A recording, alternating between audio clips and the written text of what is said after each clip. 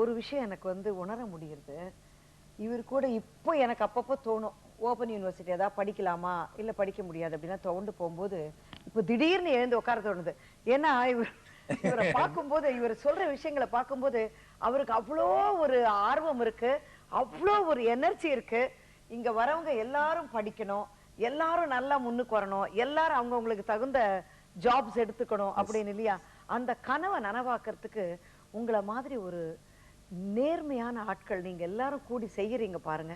அது உண்மையிலேயே ஒரு ரொம்ப அதிர்ஷ்டமான விஷயம். அங்க அது செஞ்சுக்கிறதுக்கு அந்த உங்களை பயன்படுத்திக்கிறாங்க பாருங்க. இந்த பிள்ளைகள் எல்லாருமே கொடுத்து வச்சவங்க தான் நான் சொல்ல முடியும். வாழ்க்கையில யாராவது ஒருத்தர் நியாயமா நேர்மையா மற்றவர்களோட அப்லிஃப்டுக்காக ஒர்க் பண்றாங்கன்னு சொன்னா அவங்க வணங்கப்பட வேண்டியவங்க தான். உண்மையிலே எம்ப்ளாய்மெண்ட் எக்ஸ்சேஞ்சை பத்தி நம்ம பலவிதமா ஜோக்ஸ் எல்லாம் அடிக்கலாம். ஆனால் இவங்க இந்த மாதிரி ஆல் ஓவர் தமிழ்நாட்டுல எல்லாருமே இந்த அளவுக்கு ஓபனா பண்ணிட்டு இருக்காங்களா? நடக்குதா? அந்த மாதிரி அந்த ப்ராசஸ்ன்றது நடந்துட்டு இருக்கு இல்லையா?